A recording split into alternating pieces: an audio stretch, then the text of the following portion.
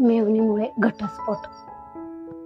आमच्या कॉलनीमधील सुधीर आणि त्याची बायको नम्रता हे दोघेही आता घटस्फोटाच्या किनाऱ्यावर उभे आहेत. हे आमच्या कॉलनीमधील लहान मुलांपासून तर मोठ्या माणसांपर्यंत आणि लहान मुलींपासून तर मोठ्या बाईपर्यंत सर्वांना कळून चुकले होते. त्यामुळे त्या प्रत्येकाला आणि त्या प्रत्येकीला आता असे वाटत होते की सुधीर आणि नम्रता आता कोणत्याही क्षणी घटस्फोटासाठी अर्ज करून एकमेकांपासून विभक्त होतील.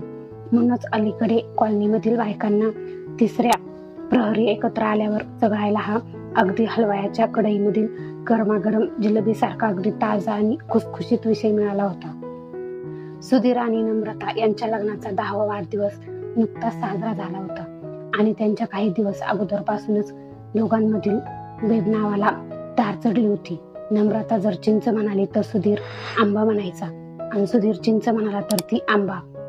एकमेकांना पाण्यात पाहण्याची दोघांचीही सवय इतकी टोकाला गेली होती की एकदा नम्रताला आपण गरोदर असल्याचा भास झाला आणि तिने सुधीरला या भासाबद्दल काही न सांगता फक्त सांगितले की मला चिंचा खाव्याशा वाटतात. पण सुधीरने चक्क आंबे आणून ठेवले. का कोण जाणे, पण त्या दोघातील बेबनाव लग्नाच्या वाढदिवसापासून अधिकच तीव्र झाला. अद्याप त्यांच्या संसारवेलीवर अपत्यरूपी फूल उमललेले नव्हते याची त्या दोघांनाही अर्थातच खूप खंत होती. त्या दोघांनीही अनेक वेगवेगळ्या डॉक्टरांना आपली प्रकृती दाखवली होती. दोघांच्याही मध्ये अपत्यप्राप्तीच्या दृष्टीने कुठलाही दोष नव्हता. तरीही त्यांना अद्याप अपत्यप्राप्तीचा आनंद उपभोगता येत नव्हता ही मात्र वस्तुस्थिती होती. या ठिकाणी तुम्ही वाचक मंडळी आपल्या तर्काचे लेबल लावून संतती नाही म्हणून हे दोघे एकमेकांना दोष देत असतील आणि त्यामुळेच या दोघांनी घटस्फोटाची वेळ स्वतःवर ओढून आणली असेल असं म्हणून मोकळे व्हाल. तसे लेबल लावण्यात तुम्ही काही चूक करताय असेही मी अजिबात मानणार नाही, कारण हा तर मनुष्य स्वभावच आहे नाही का. त्यामुळेच तर आमच्या कॉलनीतील समस्त तथाकथित कामूस पण खऱ्या अर्थाने रिकामटेकड्या श्रीरुद्धासही प्रथमदर्शनी असेच वाटले होते. पण अशाच एका तिसऱ्या प्रहरी चकाट्या पिटत बसलेल्या श्रीवर्गास सुधीर आणि नम्रता यांच्यातील बेब नावाचे कारण अपत्यप्राप्ती न होणे हे नसून पूर्णतः वेगळेच आहे असे जेव्हा रमाबाईने सांगितले तेव्हा तुम्हाला ही नवीन बातमी कुठून कळली असे विचारण्याचे धाडस एकीनेही न दाखवता रमाबाईच्या सांगण्यावर विश्वास दाखवून नुसत्या माना डोलवल्या. रमाबाईच्या गोष्टीवर विश्वास बसणे न बसणे ही गोष्ट आलाहिदा, कारण त्यांना तसे विचारणे म्हणजे स्वतःच्या पायावर धोंडा पाडून घेण्यासारखे होईल हे प्रत्येकीला ठाऊक होते. रमाबाईचा दरारच तसा होता, कारण त्यांना आमच्या कॉलनीतील सारेजण गुप्तहेर म्हणायचे. रमाबाईंनी स्वतःची जाणीवपूर्वक अशी प्रतिमा कॉलनीमध्ये तयार करून ठेवली होती. याचाच अर्थ रमाबाईंनी कुठलीही बातमी सांगितली तरी त्या बातमीला काहीतरी बेस असतो असा कॉलनीतील साऱ्यांचाच विश्वास ठेवावा लागत असे. त्यामुळेच रमाबाईंनी सुधीर आणि नम्रता यांच्यातील बेब नावाचे कारण वेगळेच आहे असे जेव्हा सांगितले तेव्हा कोणीही काहीही शंका घेतली नाही. तरीही मालतीबाईंनी जेव्हा हिया करून रमाबाईला विचारले की सुधीर आणि नम्रता यांच्यातील बेब नावाचे ते वेगळे कारण कोणते, तेव्हा अगदी खऱ्याखुऱ्या कसलेल्या गुप्तहेराप्रमाणे रमाबाई म्हणाल्या, याचा शोध घेणे चालू आहे. एवढे बोलून त्या तिथून निघून गेल्या. रमाबाई तिथून गेल्या आणि सारेजण एकमेकींकडे पाहून खरे कारण काय असावे याचा आपापल्या परीने अंदाज बांधू लागल्या. देशपांडेबाई म्हणू लागल्या, अहो नुकताच नम्रता आणि सुधीर यांच्या लग्नाचा वाढदिवस साजरा झाला हे तर आपण साऱ्याजणी जाणतोच. सुधीरने आपल्या संपूर्ण कॉलनीलाच निमंत्रण दिलं होतं, कारण त्या दिवशी त्या वाढदिवसाला सुधीरच्या ऑफिसमधली ती मिस पिंपळकर का कोण नव्हती का आली. अहो ती नाही का किती नटून थटून आली होती त्या दिवशी आणि सारखी त्या सुधीरकडे पाहून हसत काय होती, डोळे काय मिचकावीत होती. शिबाई मला तर सारं विचित्र वाटत होतं. कोणाचीही बायको असं सहन करील का हो. हे सगळं पाहून नम्रताच्या रागाचा पारा चढला असेल, दुसरं काय, देशपांडेबाईंनी खुलासा केला. शक्य आहे, असंही शक्य आहे, काळेबाई म्हणाल्या. मला तर दुसरी शंका येते, गोळेगावकर बाई सांगू लागल्या. लग्नाच्या वाढदिवसाच्या 10-12 दिवस अगोदरपासून सुधाची छोटी बहीण रीना त्यांच्याकडे आलेली होती. तिचा नवराही येणार होता नम्रताच्या लग्नाच्या वाढदिवसाला, पण ऑफिसच्या कामामुळे तिच्या नवऱ्याचे येणे जमले नाही म्हणे. मेवणी या नात्याने सुधीरने रीनाची काही खोडी काढली असेल म्हणा, किंवा गंमत केली असेल म्हणा, आणि ती गंमत नम्रताला रुसली नसावी. मग काय, एक केले असेल तिने महाभारत सुरू. कारण काहीही असो, पण त्या दोघांमधून सध्या विस्तवही आडवा जात नाही हे खरे, काळीबाई म्हणाल्या. आमच्या कॉलनीतील स्त्रियांना नम्रता आणि सुधीरचा हा विषय सगळायला मिळाल्यापासून कॉलनी जणू एक प्रकारचे चैतन्य निर्माण झाले होते. पण दोघांमधल्या धुसफुशीत नेमके कारण माहीत होईना म्हणून सगळ्या कॉलनीतील एक प्रकारची अस्वस्थताही जाणवत होती. मधून या बायका रमाबाईला घेरून त्याविषयी विचारण्याचा प्रयत्न करीत होत्या, पण तिकडूनही काहीही समाधानकारक उत्तर मिळत नव्हते. रमाबाईचे एकच उत्तर ठरलेले असायचे, कळेल लवकरच सारे कळेल, जोरात प्रयत्न चालू आहेत. देशपांडेबाई, गोळेगावकरबाई, काळेबाई आणि इतर बायका एकमेकींना भेटल्या की आशाळभूत नजरेने एकमेकींकडे पाहत असत आणि नम्रता सुधीर या जोडप्यामधील पेल्यातील वादळाबद्दल काही नवीन माहिती मिळते का याची चाचपणी करत असत. अहो, रमाबाई सारख्या गुप्तहेराला अद्याप काही कळले नाही. तिथे आपण हीच झाडकी पत्ती, खरे की नाही? मालतीबाई विचारत्या झाल्या. हो, खरं आहे बरं हे. रमाबाईची डाळ शिजेना तिथे आपणासारखेचे काय, गोळेगावकरबाई म्हणाल्या.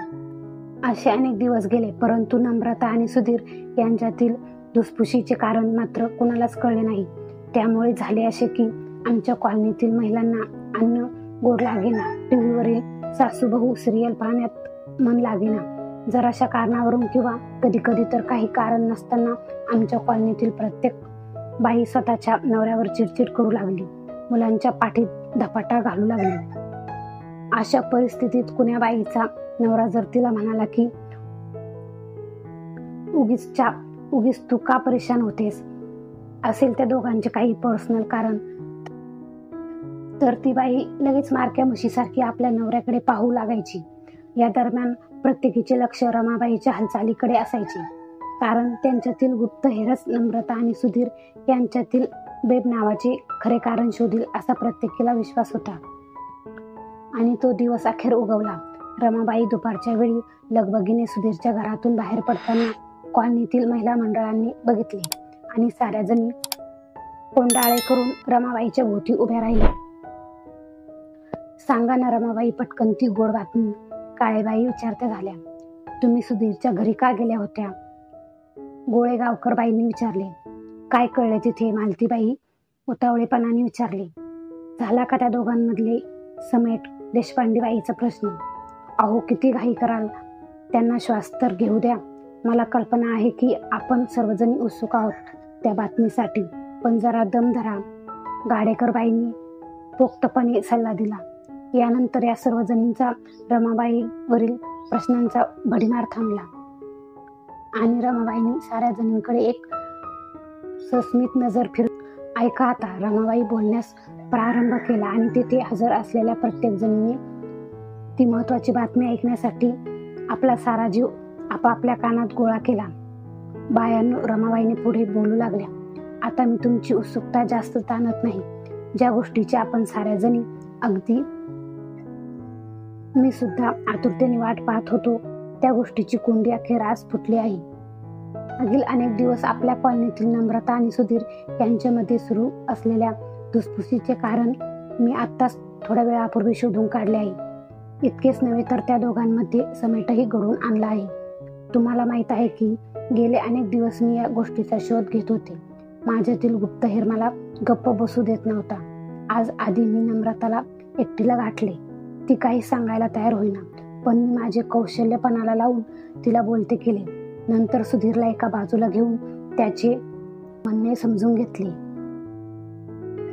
आणि मग नंतर त्या दोघांची एकत्रित मीटिंग घेऊन हा तिढा सोडवला. अर्थात बरेच कष्ट पडले मला हे सारे निपटायला, पण ते असो. तर त्या दोघांचे नेमके कशामुळे बिनसले होते ते प्रत्यक्ष नम्रता आणि सुधीर यांच्या तोंडूनच आपण ऐकू. मी त्यांना इकडेच बोलवले आहे, आले ते दोघे, असे म्हणून रमाबाईंनी नम्रता आणि सुधीरला येताना पाहून या असे म्हटले. तेव्हा साऱ्या जणी उत्सुकतेने त्या दोघांकडे पाहू लागल्या. नम्रता आणि सुधीर अगदी छानपैकी मूडमध्ये होते. एकमेकांचे हात हातात घेऊनच ते या महिला मंडळापाशी आले. थोड्या इकडच्या तिकडच्या गप्पा झाल्यावर रमाबाईने मूळ मुद्द्याला हात घातला. तेव्हा तू आधी असे त्या दोघांचे चालले. शेवटी सुधीरने बोलायला सुरुवात केली. आमच्या लग्नाचा 10वा वाढदिवस आम्ही आता साजरा केला हे सर्वांना माहीतच आहे. त्या अगोदर काही दिवस माझ्या डोक्यात एक विचार घोळत होता. तो विचार मी नम्रताला बोलून दाखवला आणि तिलाही तो पटला. तो विचार म्हणजे आम्ही दोघांनाही मागील 10 वर्षामध्ये जर एखादी गोष्ट एकमेकांपासून लपून ठेवली असेल तर ती या वाढदिवशी एकमेकांना सांगून टाकावी. तेव्हा नम्रता म्हणाली की लग्नाच्या वाढदिवसाची कशाला वाट पाहायची, त्या आधीच सांगू की. मी म्हटले ठीक आहे, उद्याच आपण या विषयावर बोलू. दुसऱ्या दिवशी आम्ही एकत्र बसलो आणि मी सुरुवात केली. तिला मी म्हटलं, नम्रता, कॉलेजमध्ये असताना माझ्या एका मुलीवर खूप प्रेम होते. अण्णा भाकाही घेतल्या होत्या, पण तिच्या घरच्यांना हे पसंत नसल्यामुळे तो विषय तिथेच थांबला. तरीही पुढे काही दिवस आम्ही एकमेकांसाठी व्याकुळ होत होतो, पण दोघांनीही स्वतःची समजूत घातली आणि आम्ही एकमेकांपासून दूर झालो. त्यानंतर माझे तुझ्याशी लग्न झाल्यावर तर मी तिला संपूर्णपणे विसरूनही गेलो. आणि तू बघतेस की मागील 10 वर्षामध्ये आपला संसार किती छान चाललाय. तर नम्रताने माझी ही गोष्ट अगदी खिलाडूपणाने स्वीकारली. सुधीरचे बोलणे झाल्यानंतर आता नम्रता काय बोलते या गोष्टीकडे सर्वांचे लक्ष लागले. नम्रता बोलू लागली, सुधीरने इतके दिवस माझ्यापासून लपवलेली ही गोष्ट ऐकून मला थोडा धक्का बसला, पण तो तितक्या पुरताच. सुधीरचे माझ्यावर किती प्रेम आहे हे मी जाणतेस, त्यामुळे त्याने सांगितलेले गोष्टीचे मला काही वाटले नाही. मी त्यांची गोष्ट खिलाडूपणे स्वीकारली, पण मी त्याला माझे गुपित सांगितले मात्र. आणि पुढे हे पेल्यातील वादळ सुरू झाले. असे काही गुपित सांगितले तू त्याला, मालतीबाईने विचारले. मी त्याला म्हटले की एकमेकांपासून लपून ठेवलेली गोष्ट आज उघड करायची असे तूच ठरवले आहेस तर ऐक आता माझी गोष्ट. तू लग्नाआधी आमच्या घरी मुलगी पाहायला आला होतास. त्यावेळी ज्या मुलीला तू पसंत केलेस ती मी नाहीच, ती माझी छोटी बहीण रीना होती.